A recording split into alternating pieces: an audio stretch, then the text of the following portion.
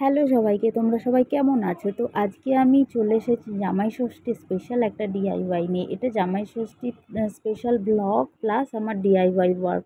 তো দেখো, আমি একটা কেসি পালের ছাতা আমার হাজব্যান্ড কিনেছে, তা আমার মাকে গিফট দেওয়ার জন্য জামাই ষষ্ঠীর উপহার স্বরূপ। এই যে বড় জামাই আমার হাজব্যান্ড রেডি, তো টাটা দেখাচ্ছে সবাইকে। তো সরি, হ্যালো বলছে সবাইকে। আর এই যে আমার পুচকুচ, আমার ভাইজি, আমার প্রাণের ধন, আমার প্রীতি বুড়ি, এই দেখো আমার হাজব্যান্ডের পাশে বসে পড়েছে। ওকে আমার হাজব্যান্ড শাশুড়ি মা বলে, ছোট শাশুড়ি মা। এই যে আমার মাও রেডি।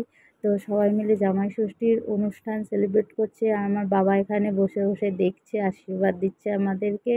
তো জামাই ষষ্ঠীর প্রোগ্রাম এদিকে স্টার্ট হয়ে গেল, আর ওদিকে আমি ছাতাটা সুন্দরভাবে ডেকোরেট করেছিলাম আগের দিন, জামাই ষষ্ঠীর আগের দিন রাত্রে।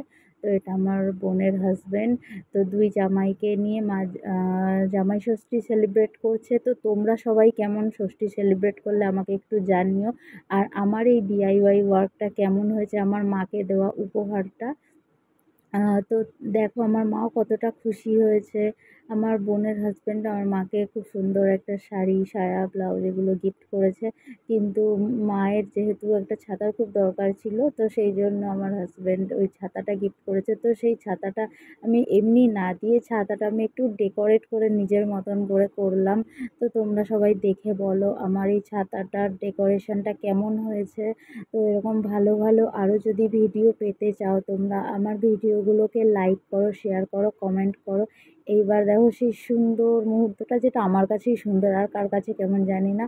তো আমার মা যখন ছাতাটা হাতে পেয়ে খুলে দেখছিল আর বারবার করে বলছিল, বাহ খুব সুন্দর হয়েছে, দারুণ হয়েছে, তখন আমার খুশিতে মনটা ভরে যাচ্ছিল। তো দেখো ফতেমা বিবি সেজে